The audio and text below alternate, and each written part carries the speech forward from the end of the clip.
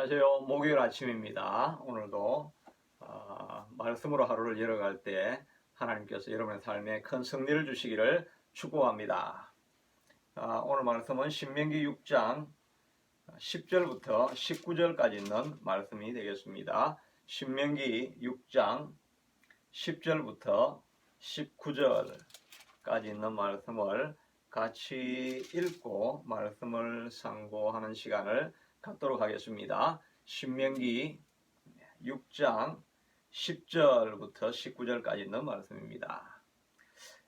내 하나님 여호와께서 내 조상 아브라함과 이삭과 야곱을 향하여 내게 주리라 맹세하신 땅으로 너를 들어가게 하시고 내가 건축하지 아니한 크고 아름다운 성읍을 얻게 하시며 내가 채우지 아니한 아름다운 물건이 가득한 집을 얻게 하시며 내가 파지 아니한 우물을 차지하게 하시며 내가 심지 아니한 포도원과 감람나무를 차지하게 하사 내게 배불리 먹게 하실 때에 너는 조심하여 너를 애굽 땅 종되었던 집에서 인도하여 내신 여호와를 잊지 말고 내 하나님 여호와를 경외하며 그를 섬기며 그의 이름으로 맹세할 것이니라.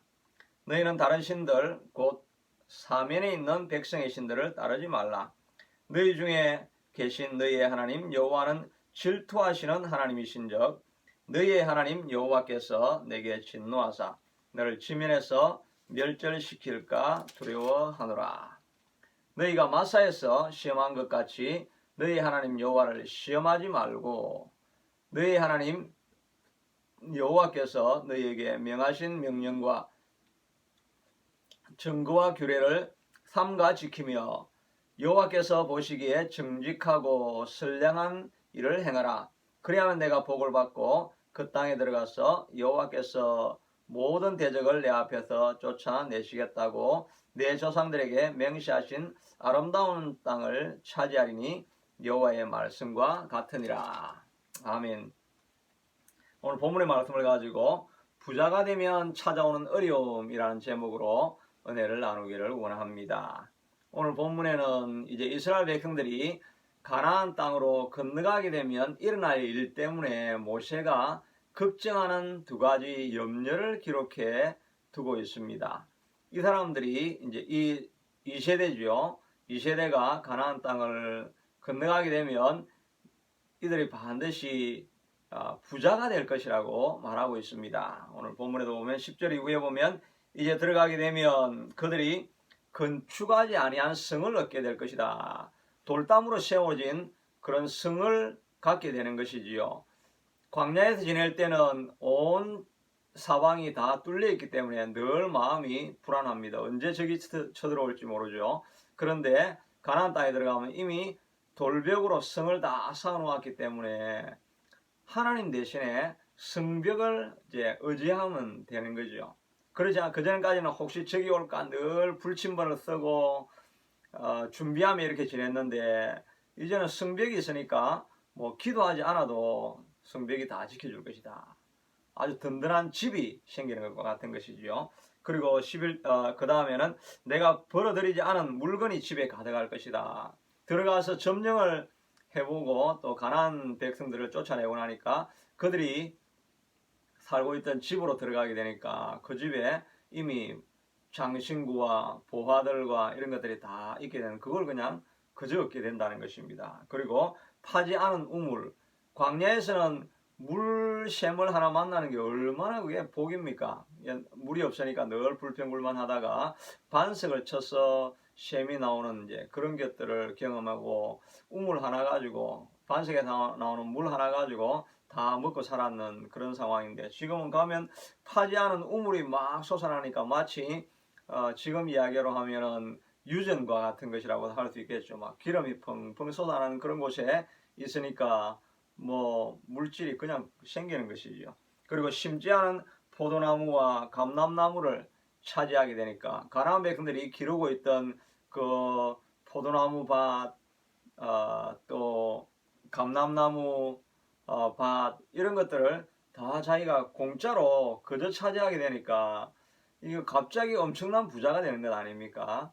이런 부자가 되고 나면 좋을 것 같은데 거기에 따르는 어려움들이 있는 것입니다. 그래서 모세가 걱정하는 것 첫째는 너희가 부자가 되고 나면 하나님을 잊어버리고 다른 신을 섬길 것이다. 이렇게 걱정하고 있습니다.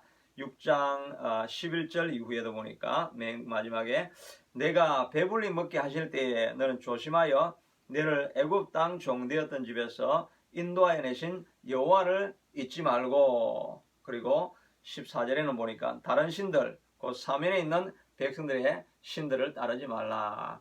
배가 불러지면 이제 하나님을 잊어버리게 되죠. 배가 고플 때는 늘 하나님 앞에 하루하루 오늘도 일용할 양식을 주옵소서라고 하나님 앞에 간절한 심령으로 하나님의 도우심을 기다리고 있으니까 하나님을 결코 잊어버리지 않는데, 풍부하게 되어지면 하나님을 이제 점점 잊어버리게 되는 것입니다. 오늘날 한국 사회도 마찬가지지요. 옛날에는 하나님을 향한 간절한 이런 기다림이 있었는데 지금은 특별히 한국에 가면 이제 기도원들이 다 문을 닫게 된다고 합니다.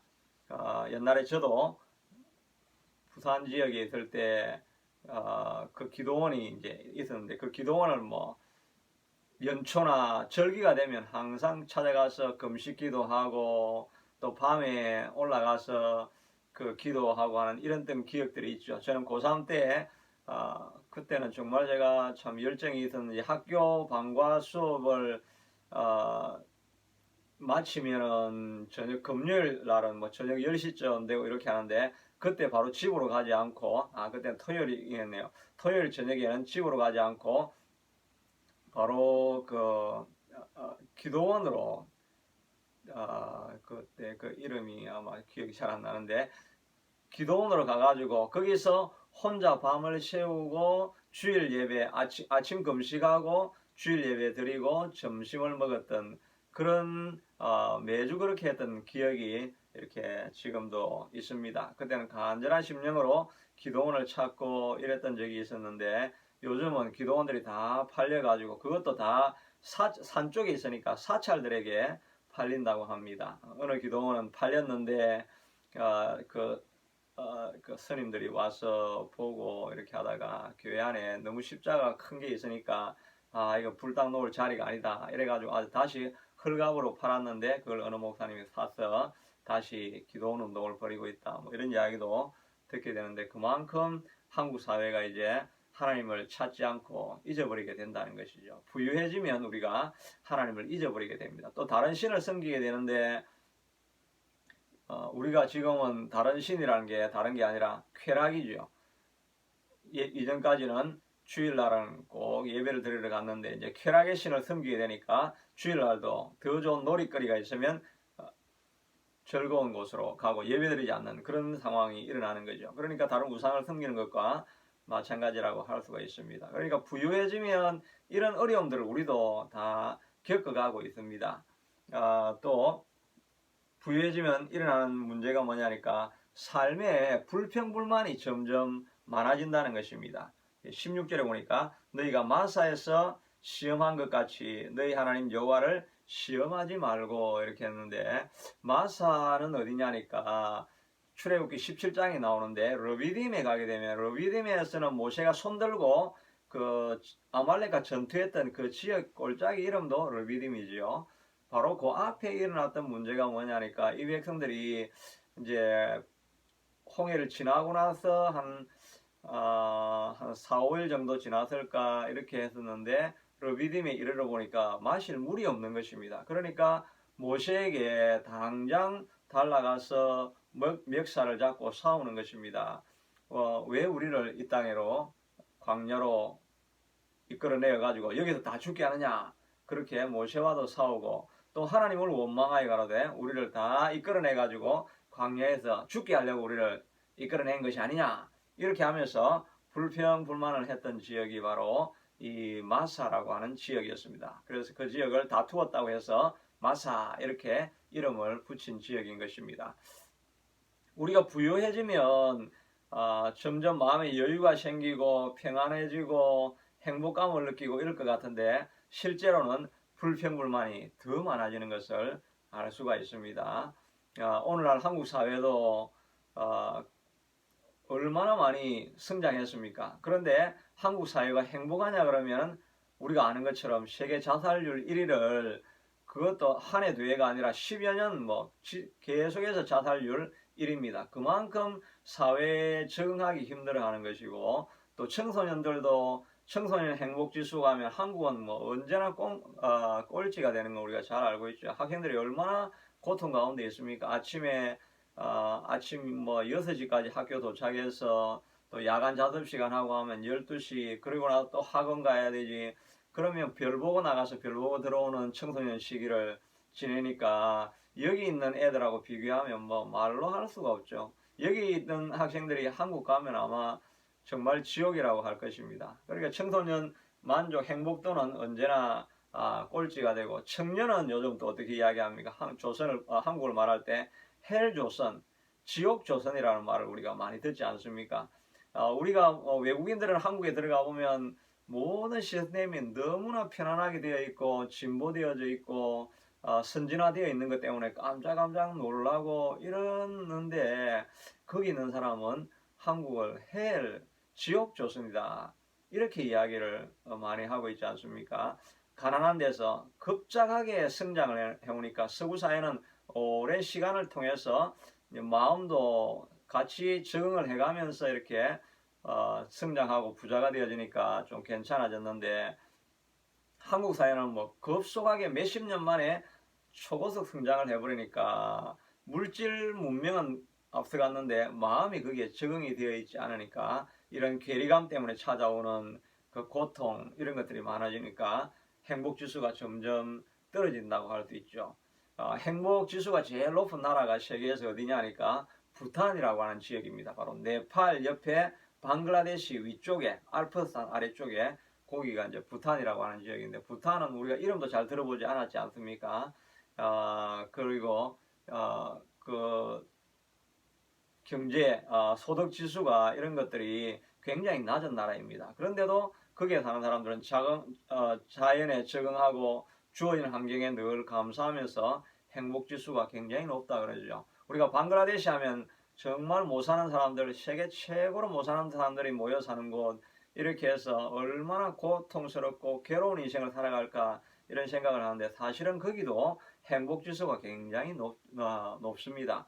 오히려 가난한 사람들이 평안하게 주어진 환경을 그냥 적응하면서 불평불만 없이 살아갈 수가 있습니다. 그런데 부유해질수록 편안하게 해주면 더 편한 게 없을까라고 하면서 불평하게 되어지고, 또 더 잘 살려고 하니까 끊임없는 경쟁 가운데 있으니까 엄청난 스트레스 가운데 있게 되는 거죠. 그러니까 이 모세가 이스라엘 백성들 다음 세대가 가나안 땅에 들어갔을 때 염려하는 것이 불평불만을 많이 하게 된다는 것입니다. 그러니까 불평불만을 하는 것은 결국은 주어진 환경을 원망하는 것이니까 환경을 주신 하나님을 원망하는 것이지요. 이것 때문에 모세가 지금 아주 염려하면서 이 백성들에게 교훈을 하고 있는 것입니다. 우리가 하나님이 잊어버리지는 말고 불평하는 일이 없어야 할 것이다, 이렇게 이야기를 해주는 것입니다. 다시 말해서 우리가 부유해지고 풍성한 삶으로 나아가려고 하면 반드시 전제 조건이 있는데, 부자가 되기 전에 우리가 배워야 될 것이 바로 이와 같이 하나님을 잊어버리지 않고 다른 신을 섬기지 않는다 하는 것이 내 마음에 이 도장과 같이 꽉 각인이 찍혀져 있거나 정말 이렇게 칼브하는 것처럼, 조각하는 것처럼 마음판에 어떤 상황에서도 나는 하나님을 섬긴다라고 하는 그런 각인되어져 있는 훈련이 되어 있어야 할 것입니다. 그리고 또 어떤 주어진 환경에서도 늘 감사하는 태도, 이 두 가지가 우리에게 이미 훈련으로 주어져 있다고 한다면, 그러면 하나님께서 우리를 부유한 자리로, 풍족한 자리로 이끌어 가게 되는 거죠. 근데 우리가 이런 건 준비되지 않아하고 갑자기 부자가 되면 우리가 오히려 큰 낭패를 당하게 되는 거죠. 로또를 당첨된 사람들이 다 그런 건 아니지만, 많은 사람들이 그 많은 재물에 자기의 삶이 적응이 안 돼 있기 때문에 흥청망청하다가 처음보다 더 어려운 삶을 살게 된다는 이야기 우리가 많이 듣게 되지 않습니까? 마찬가지입니다. 우리도 정말 자기가 부유하게 되기 위해 원한다고 한다면 우리의 마음에 이 두 가지를 우리가 늘 준비를 할 수 있어야 한다는 것입니다. 그러니까 우리가 부유하고 난 이후에도 또 부유하게 되기 전에 가난할 때 우리가 어떻게 하면 하나님이 있지 아니하는 하나님의 계명이 내 마음판에 깊이 새겨질 수 있겠습니까?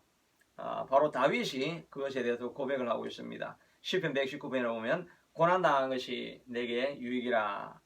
내가 전에는 주의 율례를 지키지 아니하였더니 이제 주의 율례를 지키게 되었나이다. 많은 고난을 당하다 보니까 다윗은 부유할 때나 가난할 때나 언제나 하나님을 기억하는 사람이 되더라는 것입니다. 사울은 원래 인품은 다윗보다 더 나았다고 할 수가 있습니다. 키가 다른 사람보다 머리 하나만큼 더 크고 준수한 그런 용모를 가진 사람이었죠. 그리고 처음 왕이 될 때는 얼마나 겸손했습니까? 자기는 결코 왕이 될 그런 자격이 아닙니다. 나는 베냐민 지파 가장 작은 지파의 가장 작은 집안의 아들일 뿐입니다라고 얼마나 겸손하였습니까?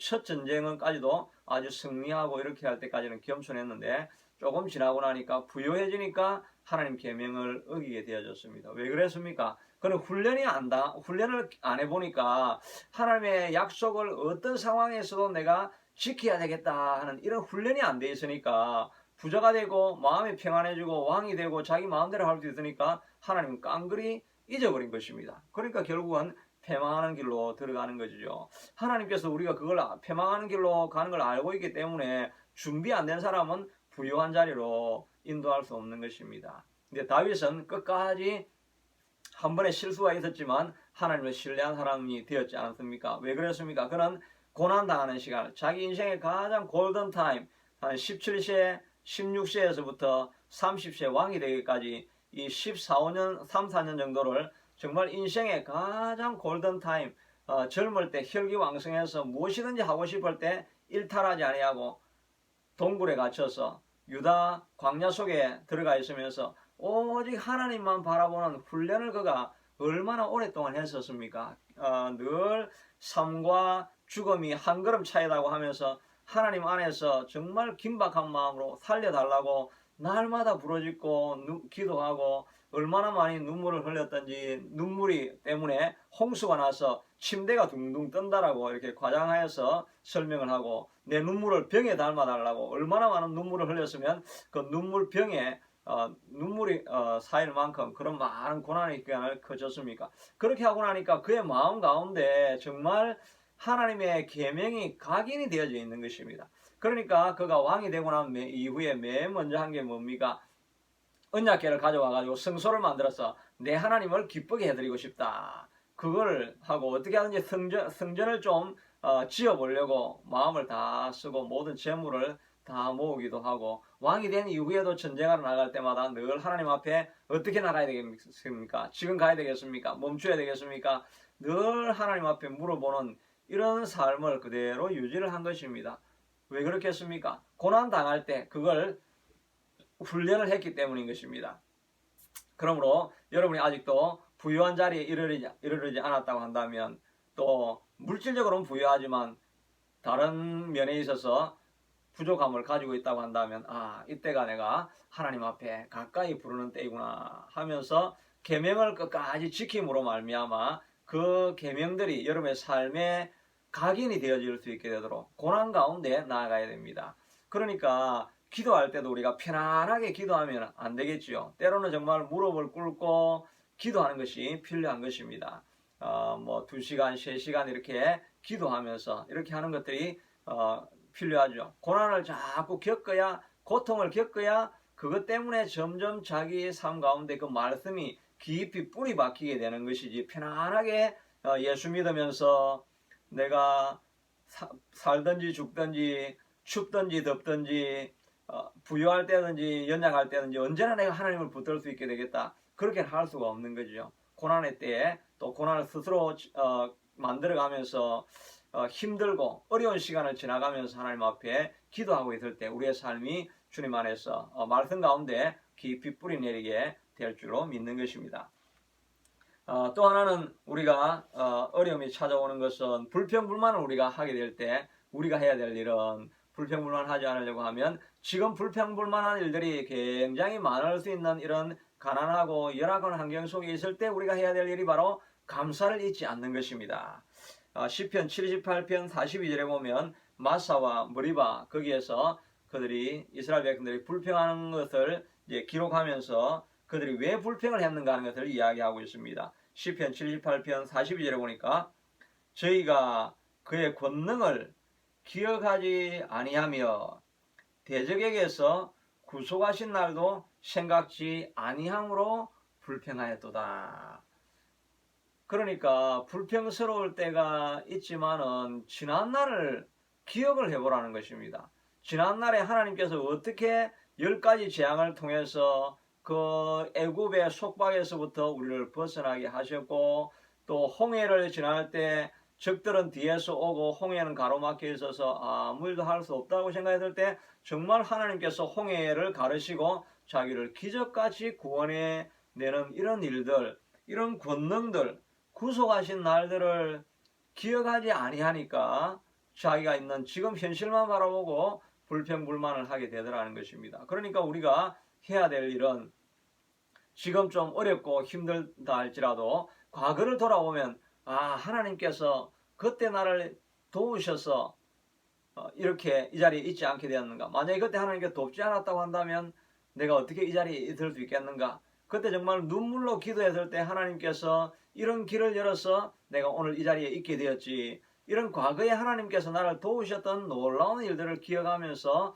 하나님께 감사하는 마음을 가지고 있다고 한다면 지금 현실이 조금 어려워도 우리가 감사할 수 있지 않겠는가. 그렇게 우리에게 교훈해 주시고 있는 것입니다. 그러므로 오늘도 우리가 살아갈 때에 혹시 부유한 자리에 지금 아직 있지 않다고 한다면 우리가 하나님 앞에 내가 간절히 하나님을 찾음으로 말미암아 말씀이 계명이 내 삶의 각인이 될 수 있게 해달라고, 또 스스로 고통을 겪으면서 힘들지만 기도하는 시간을 계속 가지고, 또 예배하는 정한 시간에 예배를 드리고, 또 말씀을 읽는 시간을 정해서 말씀을 읽고 하는 이런 훈련들을 우리가 반복적으로 해야 될 것입니다. 그리고 불평불만할 만한 그런 환경 속에서 하나님 감사합니다, 하나님을 찬양합니다, 이런 생각들을 해보시기 바랍니다. 여러분의 삶 가운데 지금 혹시 불평불만하고 있는 것이 있다고 한다면 하나님이 기뻐하지 않는 것입니다. 그것이 무엇이든지 찾아서 하나님 내가 감사합니다, 감사합니다 하고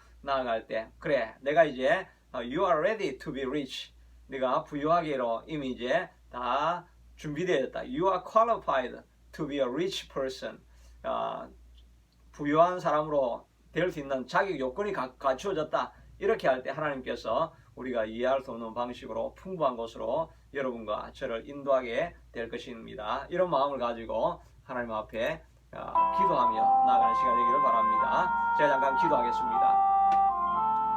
하나님, 오늘 이 시간도 부유하게 되어질 이스라엘 백성들을 향해서 하나님께서 먼저 모세가 교훈해주고 있습니다. 부유해질 때 하나님이 잊지 말라고 했습니다. 요즘은 기도원이 다 비어져 가고 있다고 합니다. 우리가 고난을 스스로 당하는 마음으로 십자가 앞에 나아가고 기도하는 자리에 나아가서 무릎을 꿇고 무릎이 아플 때까지 기도하며 내 삶의 주의 율법이 각인되어질 수 있게 하도록 훈련하는 우리가 될 수 있게 도와주시기를 간절히 원합니다. 하나님, 주변에 불평불만할 그런 여러 가지 환경들이 일어나지만 그러나 하나님께서 함께하지 아니하셨으면 오늘날 내가 어찌 여기 이 자리에 있겠는가라고 하는 하나님 자신을 돌아보는 그런 마음들도 있을 수 있게 되도록 도와주시옵소서. 감사하는 마음으로 살아가는 우리가 되게 하여 주옵소서. 예수님 이름으로 기도드리옵나이다.